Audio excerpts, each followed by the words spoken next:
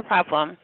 Well, for those of you who are joining us, thank you very much for participating today. I know it's late afternoon, so I really want to appreciate your participation. My name is Shanta Clark, and I'm actually one of the counselors with your Employee Assistance Program. I know many of you are aware of the program, and we'll go over some of the benefits for all employees and their families towards the end of our session today. But if you ever call the EAP, you might get me. So welcome and thank you for joining us. Throughout this session, if you have any questions, if you have any comments or concerns that you want to convey, I prefer that you go to the chat box that's at the top of your screen off to the right and just hit chat, and then I can respond. You can either respond to me privately or you can respond to me, to everyone in the chat. Just ask your questions there and I'll respond as needed. So today we will be talking, or you can hold your questions for the end, that's fine as well. So today, of course, we will be talking about health and wellness in today's environment, specifically dealing with COVID, but I think these are things that we can utilize to deal with all of the changes that are going on in our world because there are so many. I mean, I don't think there's any question that we are in an unprecedented time in our world's history. Maybe this has happened before, but it definitely happened before the internet.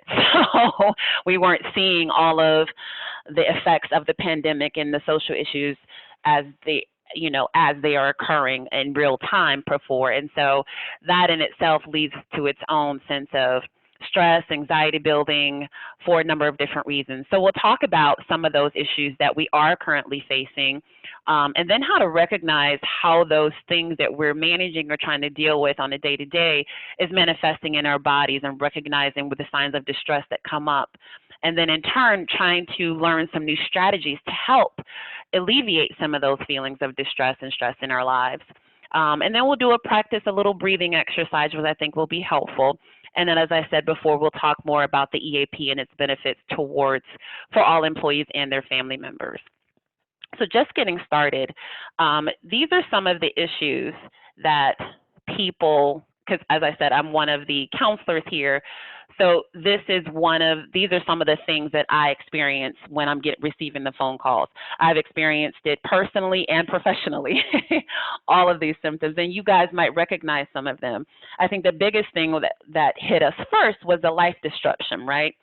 So the life disruption was, going from working every day in the office to working at home, or being able to go to your local gym or your local restaurants that ended abruptly. Changing roles in our families. You went from being, okay, I'm a mom who works, or I'm a parent who works, but now I'm at home and now I'm also the teacher. I'm also the principal. I'm also the PE provider. So you're doing all these things for your children at home and trying to figure out how to keep them entertained and motivated while at the same time trying to keep yourself entertained, motivated, and keeping on task while you're still working from home, because it's a very different work environment. Because when you're at work, for a lot of people, that's their break from their home. That's their social interaction. That's a part of their community, and that's the structure that they had in their life that determined when they got up in the morning, what time they ate lunch, when they got home, and how they set up your day or on your work schedule. So that whole thing just got turned around for us, and trying to adapt to that, and it's constantly changing. Every day there's something new. I think just recently, where a lot of states and cities and counties were opening up, a lot of them had to reverse course because of the new spike in cases and other things that have changed. So the other part of that is the uncertainty of this situation that we're all in, because it's never changing. It's ever changing, where you might have not been able to go to work before, but now you're going back to work, but maybe it's 2 days a week. You don't know how long this pandemic is going to last, or how long we'll be not able to get out or get free, as I like to call it, because I feel like sometimes it feels like we're trapped in our spaces, and it feels like sometimes you don't have a lot of options. For a lot of people, there's a lot of isolation that does happen.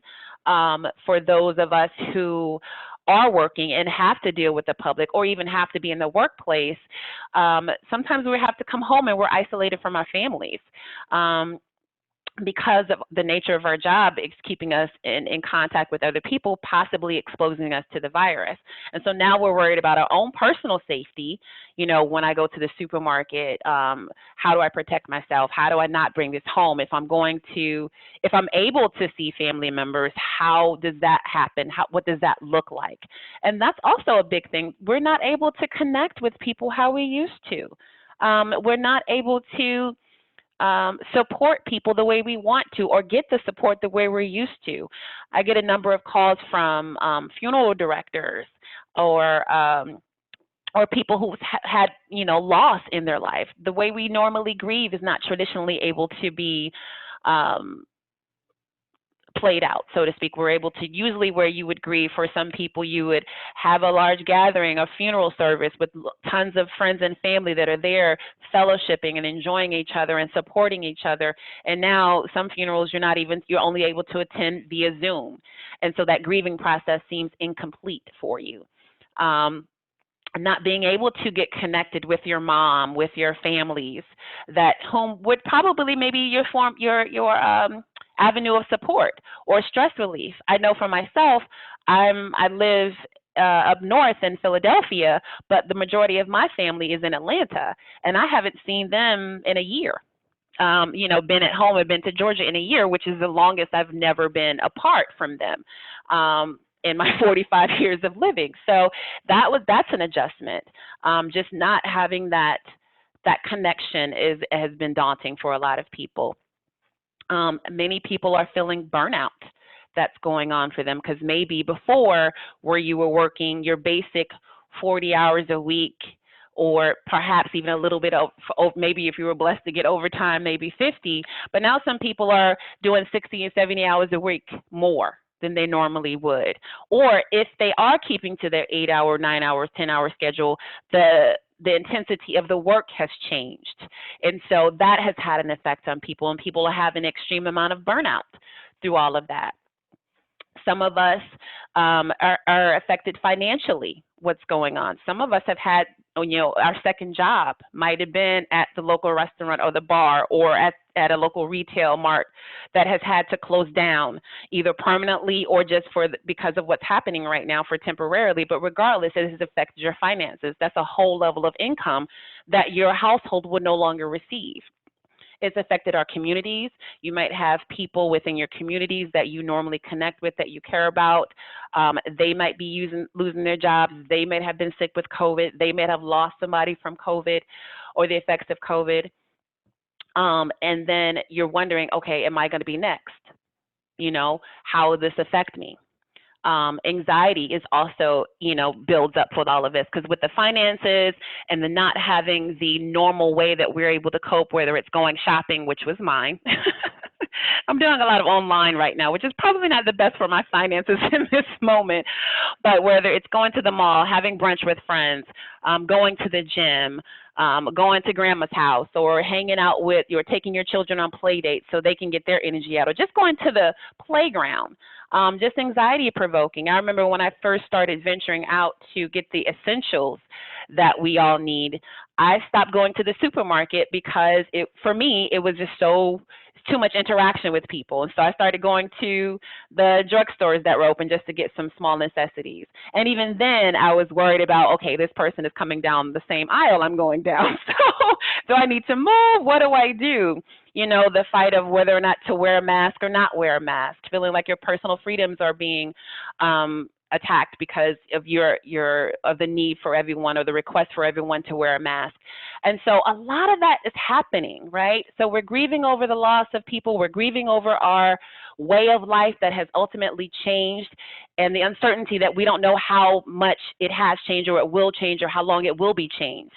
And so all of these things that we're experiencing combines to bring about a lot of stress, a lot of stress that we don't necessarily know what to deal with. And oftentimes we're not paying attention to it because we're just doing life, right? We're just going about our day because things have to get done. Whatever emotional or emotional or mental impact or physical impact this is happening on you, for a lot of us, we put it on the back burner because I have things to get done. And so we're not recognizing the trauma that this has all brought to our lives. And I want to say, people say trauma. I don't know if it's trauma. Well, let me give you the definition. Trauma in itself is an event that has happened, an experience that has happened in your life that has affected you or continues to affect you going forward. Acute trauma is usually one event that's happened. When we think of trauma, we think of a car wreck or a robbery or something that happens just once.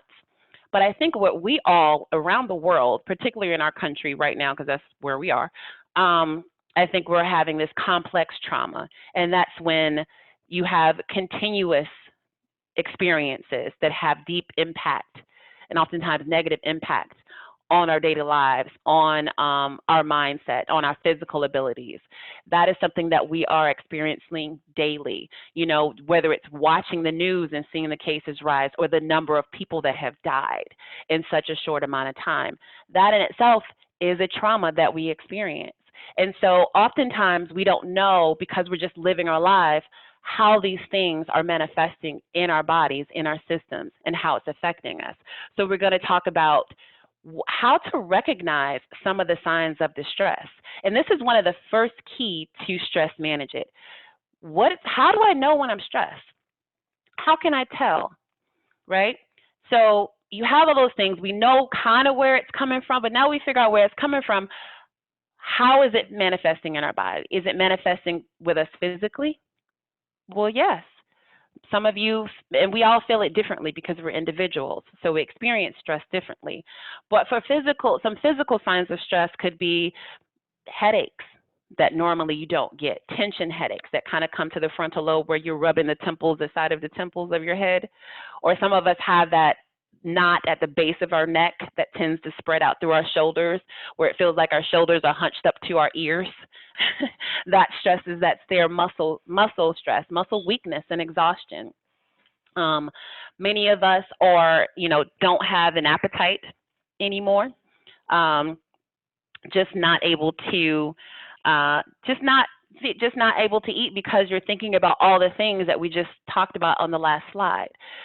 Some of us are gaining weight because we eat food for comfort, and we eat the things, the salty, the sweet, the sugary, the filling, the thick, the rich foods that make us feel comfortable, and started gaining weight. I know myself have had to have a conversation with my refrigerator because we've had to redefine that relationship because it's not been helping me.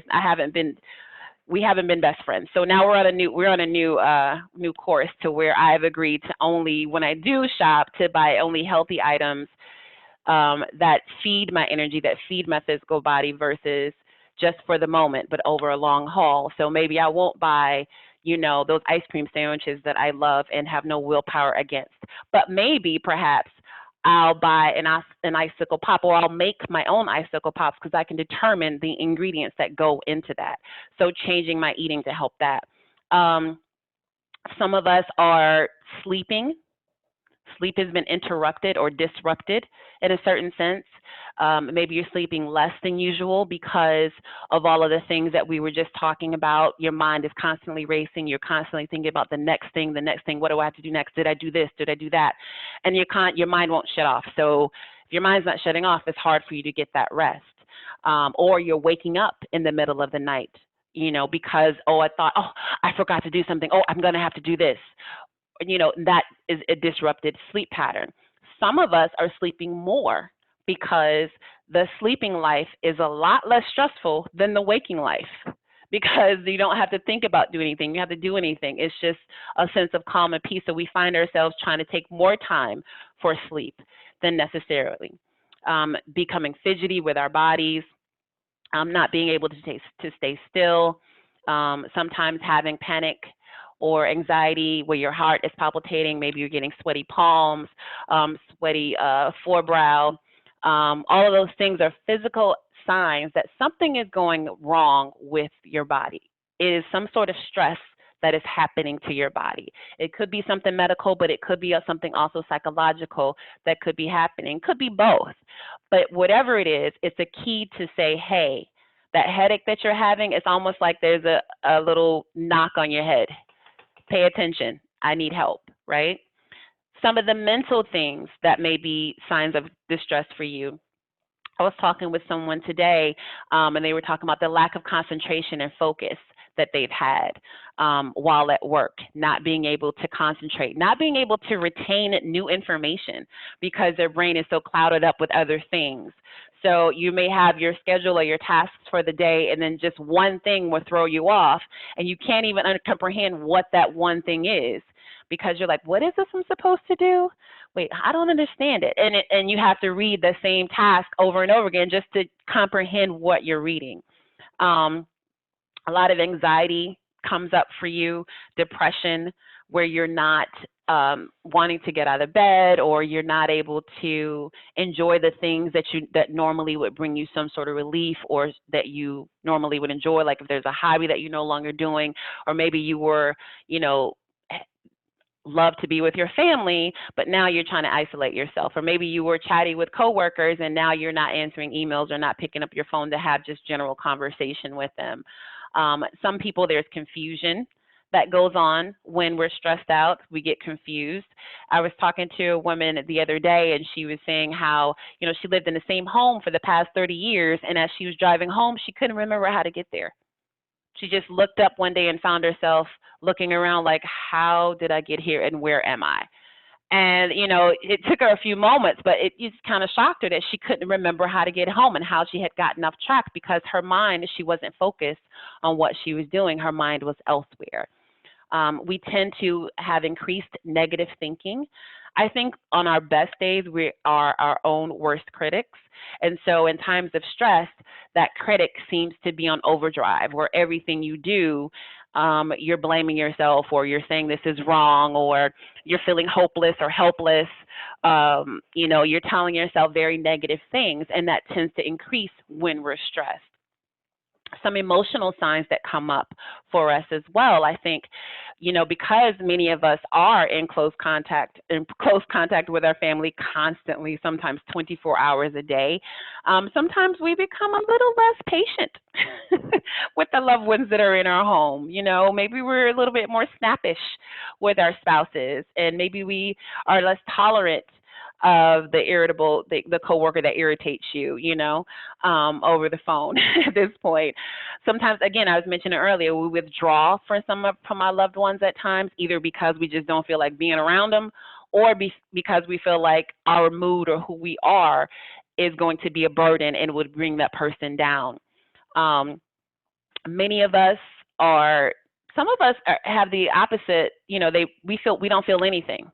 There's a numbness or insensitivity that comes up. When you see so many, I think right now, because we keep hearing the information over and over again about COVID and all the numbers or whatever, I think we just get desensitized to that, where it doesn't seem like 140,000 people that have passed away in the past 4 months doesn't seem a lot until you actually say it out loud, even though you've been seeing it on your screen constantly. So maybe we become numb or insensitive to things that would normally invoke some sort of emotion from you. More irritable than normal sometimes. But the opposite of that is having overwhelming sadness or an overreaction to things that normally wouldn't cause even maybe a blur. I have a situation one time, I think I was going, this is not this time, but I think I was going to work and I was trying to find a skirt and I couldn't find the skirt, and I was just so distraught, couldn't find the skirt. And my partner at the time was like, well, here's the skirt. He finds the skirt. And I'm like, okay, great. And I start ironing it. I'm like, it has a stain on it. I just break down into tears. And he was, he didn't know what to do. He was like, okay, I'm going to go in another room. But again, just the overreaction of that, because of whatever stressors that I had been dealing with prior to that, that stain on that skirt was just too much. And so some of those things actually happen are key signs that I am in distress or you are in distress. And it's important to make sure that you can recognize what those signs are so that you can actually then take action and start using some strategies that could be helpful in managing that stress.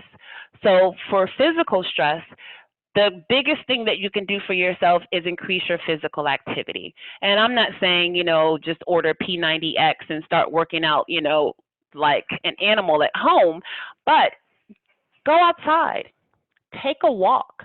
Walking has been instrumental for me through all of this. I think the first couple of months of this, I was in the home, I was, eating the bad things, and just not really being active. But then my mom, who's 70 years old, started walking every day, and she was saying how much she felt better. And I was like, you know what? If you can do this, I can do it. So I just tried it. I started out really slow. I would just kind of walk around my block in the mornings before it got too warm or whatever. And then I just kind of increased the amount of time I was doing and the amount of miles that I was doing. And so now it's become a scheduled part of my day is my walk. So I think this morning I probably did, I was listening to a podcast. Next thing I know, it was 5 miles. I was like, okay. Of course, I can't walk now because I'm sore, but, it's just amazing how it went from, going around the block just to get some sort of physical activity. But the way that it made me feel, I felt more energized. And I think because I was doing it in the morning, I felt more open and fresh to get ready to tackle and handle the day. I felt like I was prepared to handle whatever stressors came about in my workday or through my day. I think in increasing the amount of oxygen that I was receiving in my body. So even if it's walking, doing yoga, stretching, those are some things that you can do just to kind of increase that physical activity. And I think they recommend trying to do 30 minutes of physical activity a day. And so it doesn't have to be all in one time, but if you can do 10 minutes to make you sweat throughout the day, and get your 30 minutes in, that's wonderful. That's really good. That will definitely boost your mood, your physical ability, and overall health. Just increasing your activity to your daily pattern is helpful for managing your stress. I think when I was talking before about your sleeping and not either is disrupted or interrupted, whenever someone calls and they ask me about, or they tell me that, I am not sleeping, it's been interrupted, and then I ask them, well, do you have a sleep routine that you follow? And they're like, no, I have no routine right now. I'm just trying to figure out what I'm going to eat or how I'm going to feed my family. This is just not a priority. And so what I like to say is setting up a regular sleep routine or bedtime schedule is quite imperative because your body needs to rest. It has to rest so that it can recharge, it can refocus, it can clear the fog so that the next day you have enough to take you through the next day. So it is recommended that you get, 7 hours of sleep. If you can do 6, that would be great. 8 is awesome. But try to set up a sleep ritual or routine that incorporates that 6 to 8 hours worth of sleep and rest that your body so desperately needs. And so setting up that routine might be, if you know that you have to start work at 8 a.m., perhaps trying to get to bed by 9:30, 10. And I say trying to get to bed, I mean start the wind down of your day, 9:30, 10 o'clock. And then perhaps actually maybe take a warm bath, maybe take a warm shower. If you're not a warm shower in the evening type of person, that's fine. But change into pajamas, change into your nightwear from whatever you were wearing throughout the day, from earlier in the day, because that alone can trigger your body physically to know, hey, I think it's time. Clearly, we're getting ready for rest. It's a simple act of changing into pajamas is a really good key to promoting that restful sleep or that rest time that you're trying to set up for yourself. Going into your bedroom, not on the couch, not in the chair, not in a comfortable chair, but actually going into your bedroom and making that setup be the place where your body, the moment it enters, it knows it's time to rest. Going into the bedroom, getting into bed, not having the TV on, or if you're going to have the TV on, pay attention to what is on the television. I know many of us like to look at the nightly news, but the news is not always the best sort of energy to take to bed because it can actually increase your anxiety and then disrupting your sleep pattern. So if you go to bed, Try to watch something light right before, but make sure the television is off when you're going to bed. And people are like, no, I like it on, but I just keep it on mute. That's not the best idea because your brain will still be active. Your brain is actually, it'll be confused because it say, okay, we've changed in the pajamas, we're laying in the bed, and it looks like this person is ready for rest. However, the TV is on. There's a light there. Should I be paying attention to it? I don't know what's to do. So in order to change your body and get it ready to train your body and get it ready to rest, it's important to have that television off.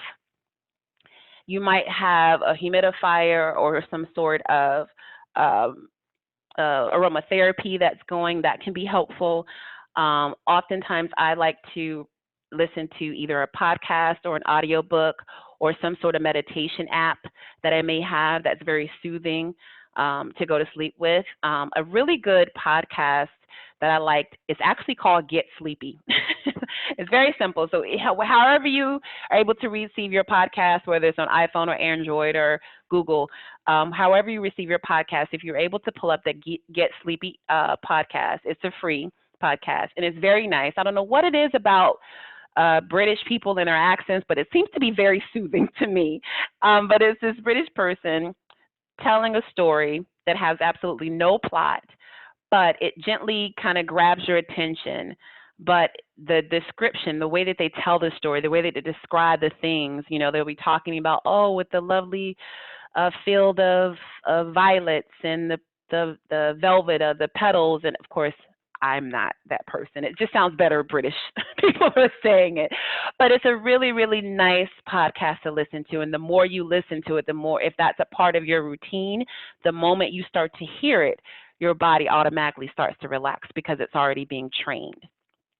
Another one that's really good is the good podcast is LeVar Burton Reads. I don't know if you guys remember LeVar Burton.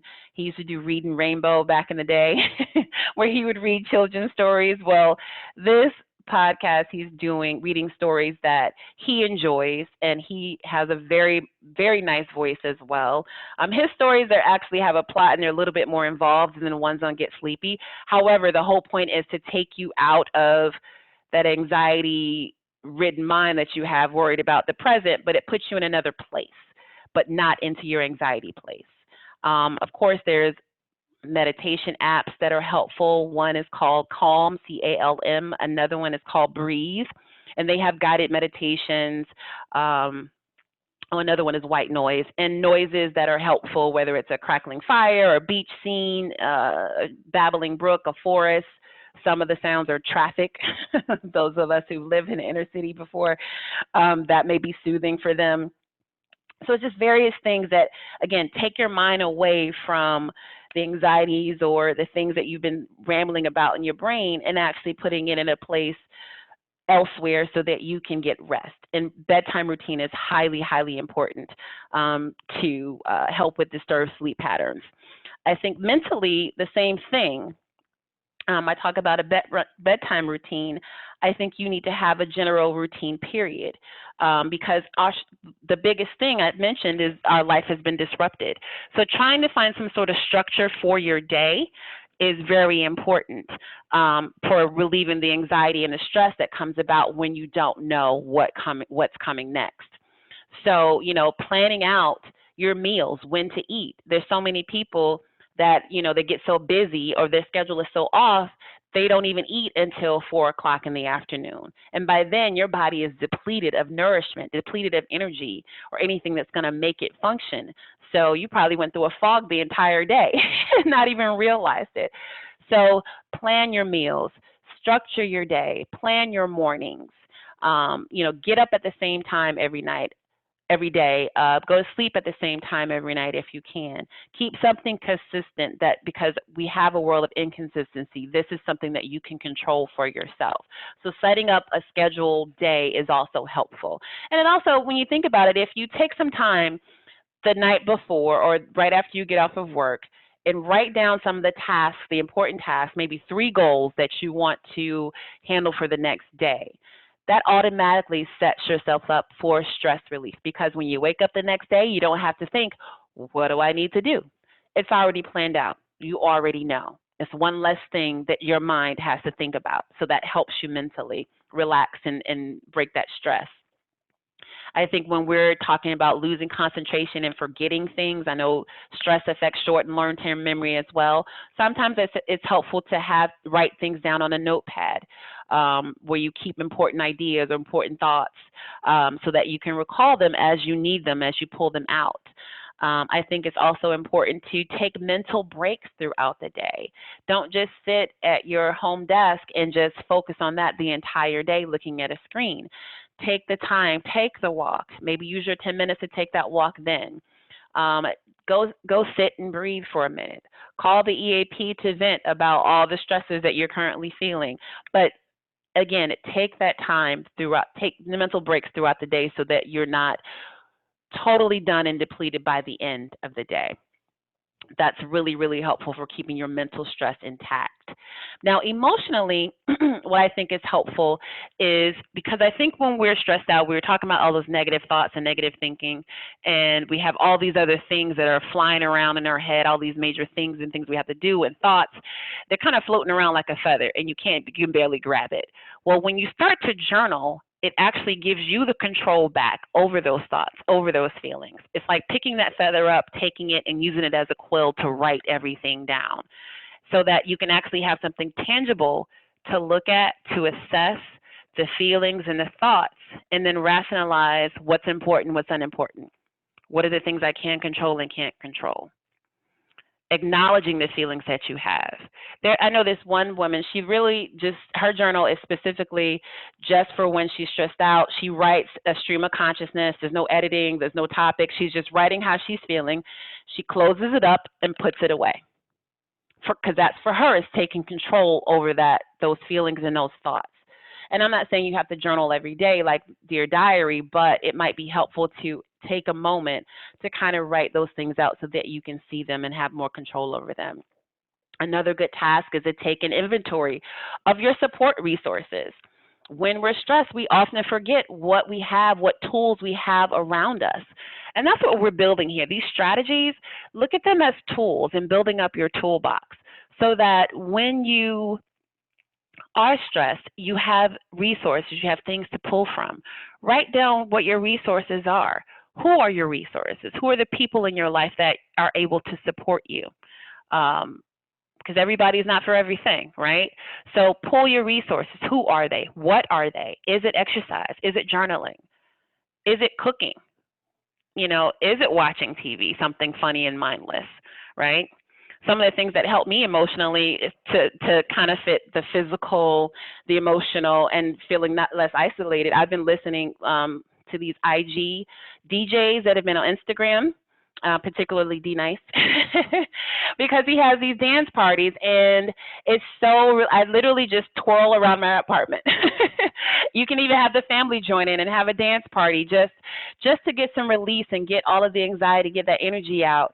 So you're physically dancing, you're enjoying the music, which makes everybody feel good, and you're enjoying your company. And for those of us who live alone, I mean, you're in the room. It feels like you're in the club with all these other people because the comments are like, hey, I'm in here with Halle Berry. I'm in here with all these other people. And you just feel connected, right? Even though you're not physically with someone, it's still your connection to the world which we are no longer connected to in our traditional ways.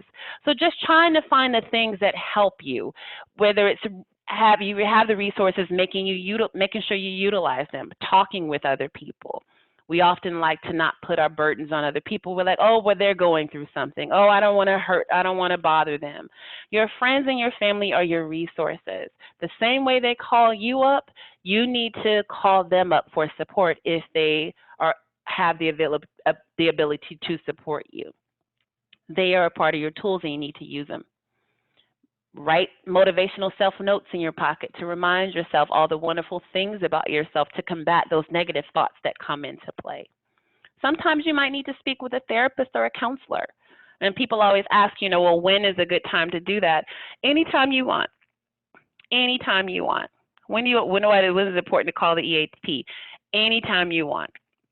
We're always there to support. And I think it's important that you make sure if you have that toolbox, use the tools in your toolbox and then keep adding to them, right? And so one of the tools I want us to try to add today is deep breathing and add to our meditation.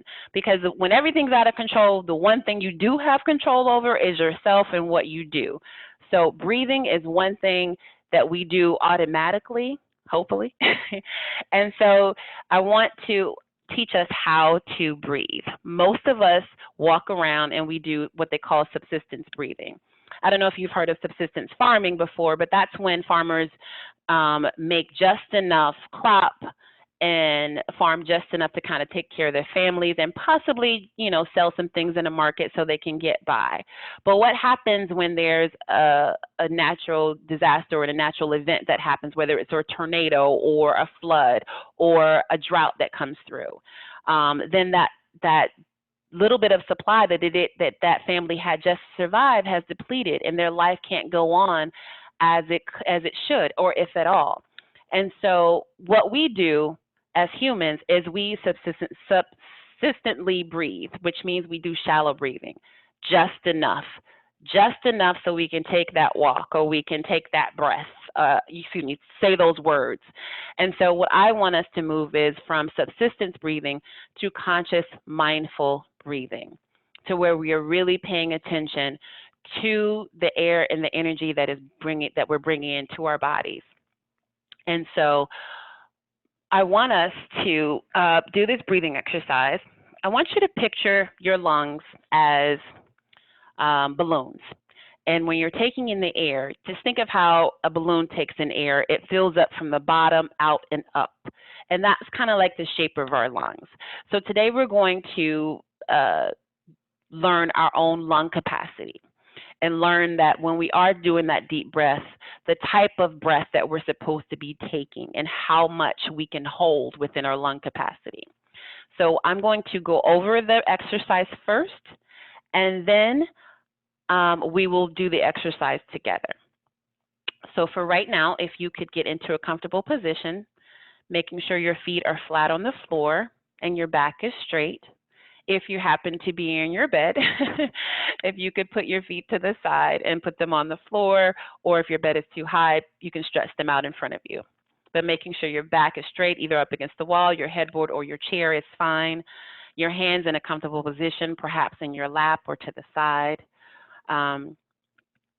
Then I want you to make sure your airway is open by paying attention to your head tilted back slightly and your chin down. I will ask you to exit all of the air out of your body through your mouth and closing your eyes simultaneously. I will then ask you to slowly take in air through your nose, breathing it all the way down to the bottom of that balloon, past your chest, all the way down to your belly, so you're poking that out like a Buddha belly. I will ask you to hold on to that breath. While you're holding, I will ask you to take in more air, filling up your chest cavity. I will ask you to hold that breath. Then I will ask you to open your mouth and take a quick top-off breath, filling up the top 1/3 of that lung capacity. I will ask you to hold on to that breath for about a count of 5. And then when you will release through your mouth all of that air that you've been holding on to. Whooshing like a candle, you should hear that noise, like a whooshing sound. We're going to do the exercise twice. So right then I will ask you to take a regular breath in through your nose and then out through your mouth. And then we will do the same exercise again in 3 parts. While you're doing the exercise, I want you to pay attention to any sensations that you may be feeling within your body, whether there's any tingling or lightheadedness or anything that you may be feeling. Okay? Now, let's get into position. Make sure your feet are on the floor or straight out in front of you. Your back is straight, either up against the headboard wall or your chair. Your hands are in a comfortable position in your lap or to the side. Making sure your airway is open by tilting your head back and your chin down slightly. Now, exit the air in your body out through your mouth. In doing so, closing your eyes. Slowly, through your nose, inhale. breathing in the air that is light, the air that is oxygen, all the way down past your chest to your belly as much as you can. Your belly should be poking out slightly, and hold. Take in more air through your nose, past your cavities of your nose, your nasal passages, down to your chest. Your rib cage is widening and opening up, spreading as much as you can, and hold. Now open your mouth and take a quick top off breath. 2, 3, 4, 5. Release through your mouth. All of that air. Very good. Inhale regular breath through your nose, out through your mouth, all of the air.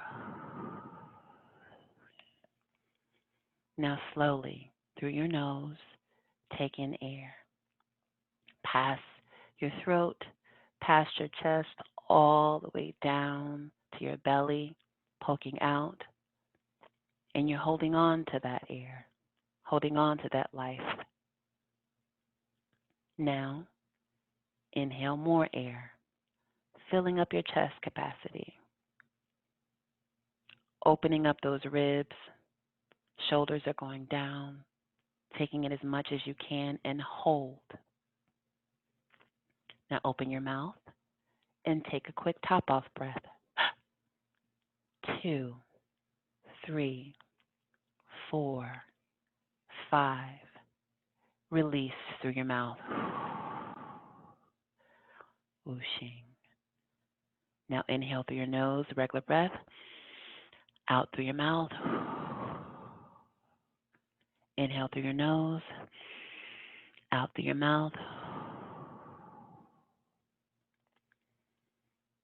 Now as you inhale again, open your eyes and come back. And how did that feel for everyone? Was that relaxing? Didn't know I could hold that much air. Right?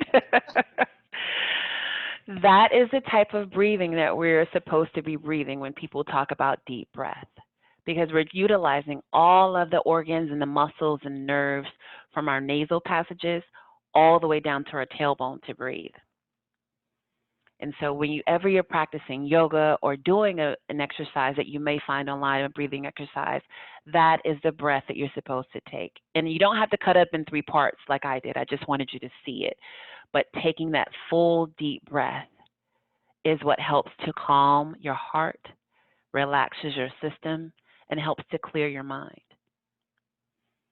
Did anyone notice any tingling or sensations in your body? If so, or even some people might have felt lightheaded. That may be because, lightheaded. Yeah, because you've dramatically increased the amount of oxygen that you're taking into your body. So you went from subsistence breathing to conscious, mindful breathing. Because when we're meditating and when we're breathing, you can you're supposed to be focused on the breath. I think that's why people have a difficult time with meditation, because their mind is constantly going and leaving the meditation. You're thinking, oh, I have an itch on my foot. Oh, I got to go get my toes done. But the whole point of breathing and paying attention to the air that is coming into your body is because you're focused on the air, how it's traveling through your body, where it's going in your body, and how it's making you feel versus all the other things on the outside. So this is something that you can add to your toolbox, add to your resources. Another resource that's important or helpful to add is the EAP. We are here 24 hours a day. There's always a therapist like myself, master's and PhD level clinicians that pick up the phone. And this is available for you and your household family members. And household we use very, very loosely. Basically, it's anyone who's in your home has access to the same services as you, the employee. They could be your roommate, they could be your partner, they could be your grandmother, They could be your child, and trust me, the youngest person I've spoken to was 5 years old, so, which is a very interesting conversation, to say the least. It lasted about 3 minutes, because that's all the time a 5-year-old has time to talk to anybody, especially someone he can't see and doesn't know. But it was just a place where, I think it was his mom, who was a spouse of an employee, who called in. He had just lost his Mima, his grandma. She was very close with the immediate family, every function, every vacation. And the one time she didn't go on the family vacation, she was in a car accident and passed away. And so, the mom was just, talking about her own loss, but really worried about her son. And I was like, well, is it okay that I speak with him? And she said, well, he's 5. I'm like, no, it's fine. If you're okay with me speaking to him, I would love to talk to him. And so we get on the phone. He gets on the phone, and he's just like, yeah, my grandma, Mima died, and he wanted to know if because they had a secret language, and he wanted to know if they spoke that secret language in heaven. It was so cute. But once he got his questions answered, he was like, okay. And I was like, well, hold on, where's your mom? And so when his mother got back on the phone, I proceeded to talk to her more about, here are some things to look for in a child who's young and grieving at this age. Here's some ways to talk to his other caregivers so that they can be aware of what's going on with him, but they can also let you know what's going on. So if they see something out of character for him, you all can be in the same village together, making sure you're supporting him. I gave her some books that she could read to him or read with him about loss, because this might be the first loss in his life, but it certainly won't be the last. And so to help start that conversation. So, people call us all the time for various instances. It doesn't have to be, psychological, but if it's causing some sort of stress or distress, or if it's legal or, elder care, child care issues, I always say, if you don't know where to go, call the EAP and we'll get there together. So you can also receive counseling with a therapist face-to-face if you need that as well, for short-term solution-based counseling. We have a number of local providers that are convenient. It'll be someone who's near your home, work, or school. Right now, the majority of our providers are doing things virtually, which is fine. I think things will start to open up at some point. I hope we'll all be free, but we do try to make it convenient for you. And we also make sure the person is within your insurance network, so that 3 sessions is not a lot. So we want to make sure you can continue on with the same person that you feel comfortable with to get the support that you need. And so as you see here, you can reach us online at Charles Nectum Associates and request info at, I didn't put this on this slide, I should have, but you can reach us via email as well at info@charlesnectum.com. And then you can email us your request for either phone support, or we can do email e-counseling, or whatever else. You can get to us by that. But you can also go to our library. If you see this link right here, it says healthandwellness.personaladvantage.com. If you copy and paste that link into your browser, you can actually set up your own profile and page to have access to COVID-19 and other resources that what we have available. So this is kind of what the page looks like. As you can see, there's a number of different things that are up there, whether it's personal growth, emotional well-being, nutrition, all of those things that we cover on this website. It's a lot of health is there. It's a lot of resources on there that you might find interesting. So if you want to go set up your personal account there, just make sure you note that your company is Allegan County, and then you can set up your private page from there. And of course, you can always contact us here at the EAP with regards to any sort of support services that you're looking for. My extension from that 800 number, I'll go back up just for those of you, is my extension from 800-531-0200 is 401. You can ask for me. I'm the only Shanta there. So if you ask for me and I'm unavailable, because of course I do take calls as well, I do have the confidential voicemail that you can leave me a message and I will call you back. But of course, feel confident that you can call and talk to any therapist there. We're all master's and PhD level clinicians with a minimum of 5 years experience in the field of social work, psychology, and counseling. And the access is completely private and confidential. The only thing that Allegan County gets from us is a statistic. They just want to know that people are using the service that they're paying for, and maybe kind of what some of the things that people are facing, so that if they do need to address it, that they can.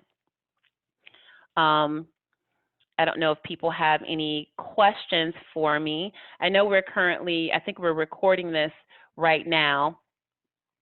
Good. I'm glad that you like the classes that you've taken from the site, Diane. I love word of mouth, word of mouth referrals. This session is being recorded and to be shared with other employees. If you want to ask questions on a personal level, you can you can give me a call, like I said, or you can type in the chat right now. That's okay too. But we're here. And again, I'm glad that everyone was able to participate today. And I hope you spread the word about the Employee Assistance Program, because I think it's, like I said before just now, word of mouth is the best. Anytime you are struggling or dealing with something, or if you see a coworker that might be struggling in certain ways, just let them know that there's a support line that's completely confidential that they can call and contact anytime. And we pick up the phone. We don't have a press 1, 2, or 3, put you on hold like when you call your bank. There's actually a live live therapist that picks up the phone to talk with you. So, so if there aren't any other questions, Shanta, I just wanted to let everybody know that all the contact information, as well as the access to the online resources, is available on the intranet. If you click all the way on the right, we have a little EAP quick button, and if you click that, it takes you to all of that information if you're not already familiar with where to access it. Perfect. Okay, great. So with that, thank you.